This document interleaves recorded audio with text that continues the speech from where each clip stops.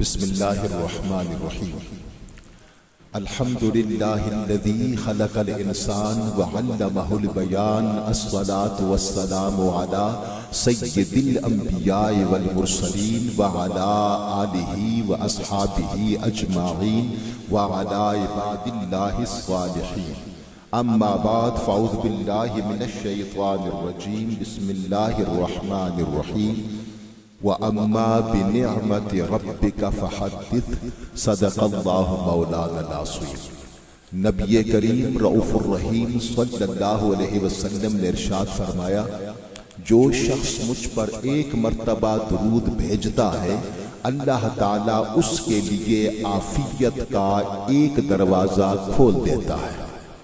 ایک بار محبت کے ساتھ میرے ساتھ مل کے پڑھ لیجئے۔ میرے نبی صلی اللہ علیہ وسلم نے ارشاد فرمایا، اسمع صلاة اہل محبتی وعارفہم، اہل محبت کا درود میں خود سنتا ہوں اور انہیں پہچانتا بھی ہوں۔ اہل محبت کا ہر دور میں ہر زمانے میں یہی درود و سلام رہا ہے۔ میرے ساتھ تھوڑا سا اونچی آواز میں مل کے پڑھ لیجئے، الصلاۃ والسلام علیک یا سیدی یا رسول اللہ وعلی آلک واصحابک یا سیدی یا نبی اللہ۔ بعد از حمد و صلاۃ قابل صد احترام سامعین کرام، اللہ تبارک و تعالیٰ کا بے انتہا فضل و احسان کی جس کی توفیق سے ایک دفعہ پھر ایک ایسی بابرکت پاکیزہ روح پرور محفل میں شریک ہیں کہ جس میں اللہ تبارک و تعالیٰ کا اپنا ذکر خیر ہو رہا ہے۔ اس کے پیارے حبیب سرور کائنات رسالت مآب صاحبی لولاد احمد مجتبی محمد مصطفیٰ صلی اللہ علیہ وسلم کا ذکر خیر ہو رہا ہے اور اللہ کے نیک اور صالح بندوں کا ذکر ہو رہا ہے۔ 10ویں سالانہ عظیم الشان محفل میلاد مصطفیٰ صلی اللہ علیہ وسلم، محترم و مکرم جناب صوفی صاحبزادہ محمد نسیم الحق صاحب و خادمان دربار عالیہ نقشبندیہ مجددیہ گجرانوالہ اسلام آباد یونٹ کے زیر اہتمام منعقد ہو رہی ہے۔ آج کی خوبصورت محفل کی صدارت پیر طریقت، رہنمائی اہل عقیدت، صوفی باصفا، پیکر اخلاص وفا، محترم جناب خواجہ صوفی نوید حسین صاحب نقشبندی مجددی دامت برکاتم قدسیہ سجادہ نشین دربار عالیہ نقشبندیہ مجددیہ گجرانوالہ آپ فرمائیں گے۔ انشاءاللہ تھوڑی دیر تک آپ محفل میں تشریف لانے والے ہیں اور اس محفل کی ایصال ثواب ہم سب کی بڑی مشفق اور مہربان شخصیت حضور بابا جی صوفی باصفا محترم جناب صوفی بابا وحید الحق نقشبندی صاحب رحمت اللہ علیہ، آپ کے ایصال ثواب کی محفل ہے۔ اللہ تعالیٰ بابا جی کے درجات بلند فرمائے، ان کو جوار رحمت میں جگہ عطا فرمائے۔ محترم جناب صاحبزادہ صوفی نسیم الحق صاحب کی جانب سے اور تمام ان کے بھائیوں کی جانب سے آنے والے تمام معزز مہمانوں کو میں خوش آمدید کہتا ہوں۔ اللہ سب کا آنا اپنی بارگاہ میں قبول فرمائے۔ میزبانوں کا مشکور ہوں کہ ہمیشہ یہ شفقت فرماتے ہیں۔ محترم جناب مہریہ ساؤنڈ مقصود بھائی کی وساطت سے حاضری ہوتی ہے۔ اللہ تبارک و تعالی ہم سب کی اس حاضری کو اپنی بارگاہ میں قبول فرمائے۔ قرآن کریم کی تلاوت نبی کریم صلی اللہ علیہ وسلم نے ارشاد فرمایا، زمین و آسمان کی تخلیق سے 1000 سال پہلے اللہ تبارک و تعالیٰ نے سورہ طٰہٰ اور سورہ یاسین کی تلاوت فرمائی۔ جب اس کلام الہی کو فرشتوں نے سنا تو کہنے لگے، مبارک ہے وہ امت جس کی طرف یہ قرآن نازل کیا جائے گا، مبارک ہے وہ سینے جو اس قرآن کو محفوظ کریں گے، مبارک ہیں وہ زبانیں جو ہر وقت اس قرآن کی تلاوت میں مشغول رہیں گی۔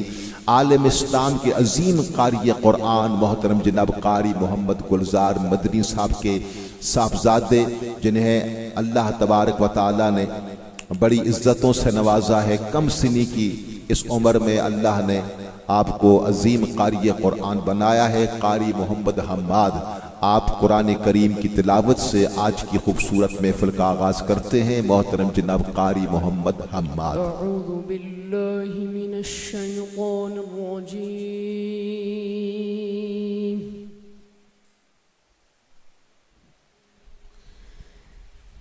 بسم اللہ الرحمن الرحیم،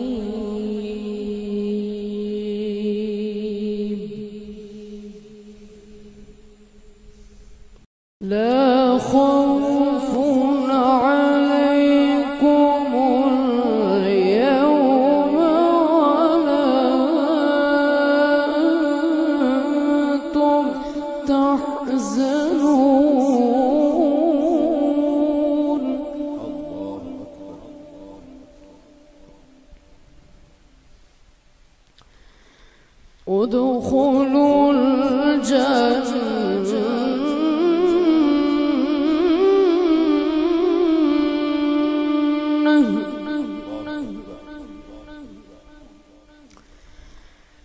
ادخلوا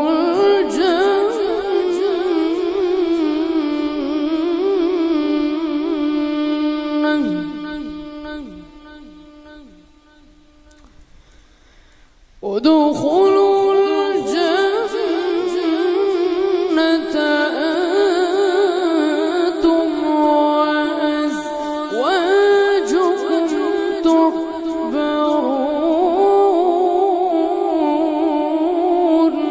الله أكبر.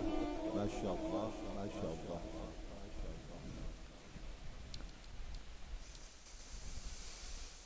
يطاف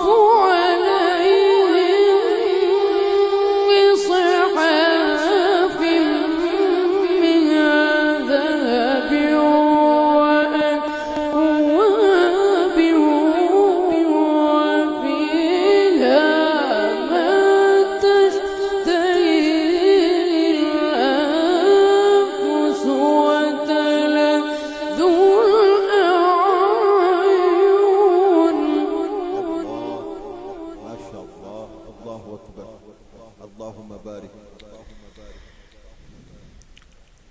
يطاف عليهم بصحاف من ذهب وأكواب.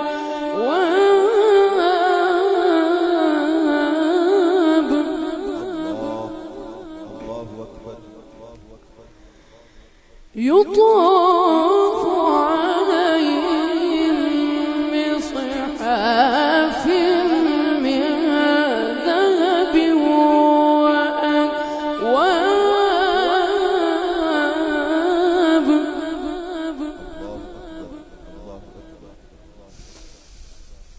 يطاف عليهم بصحاف من ذهب وأكواب وفيها ما تشتهي الأنفس وتلذ الأعين.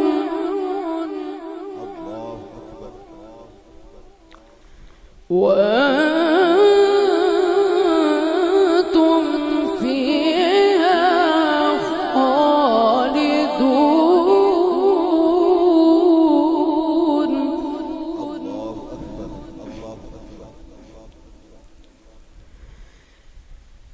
بسم الله الرحمن الرحيم.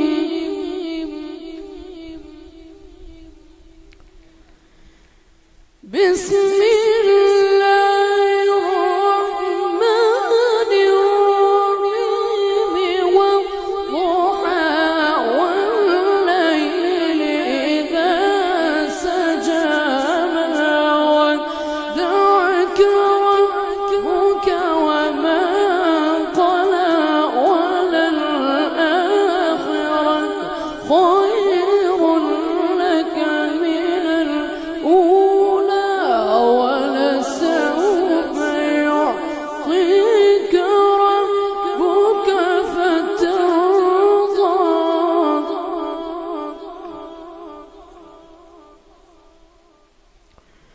ألم يجدك يتيما فآوى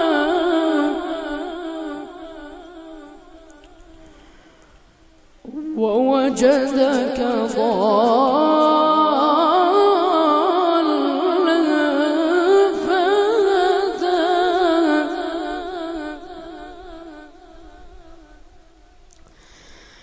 ووجدك ضالا فهدى ووجدك عائلا فأغنى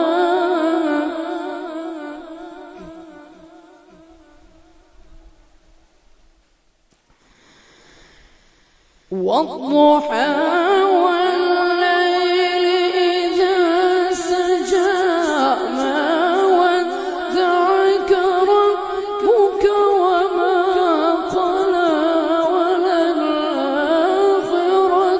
خير لك من الأولى ولسوف يعطيك ربك فترضى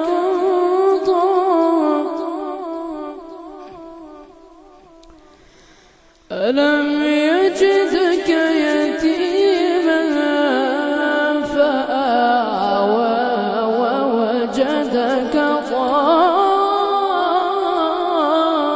ضالا فهدى ووجدك عائلا فأغنى سبحان الله. فأما اليتيم فلا تقهر سبحان الله. وأما السائل فلا تنهر الله أكبر. الله. وأما بنعمة ربك فحدث صدق الله العظيم.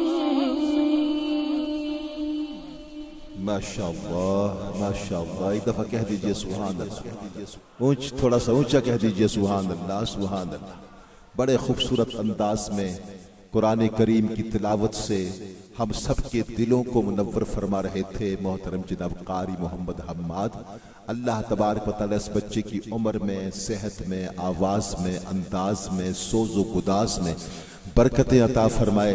خوبصورت کر قرآن کریم کی تلاوت اس نے کی ہے. اللہ تعالیٰ مزید اس کی آواز میں نکھار، سوز گداز پیدا فرمائے.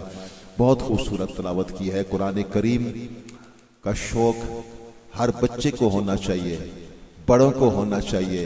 جس کے دل میں نبی کی محبت ہے اس کے دل میں قرآن کی محبت ہونی چاہیے.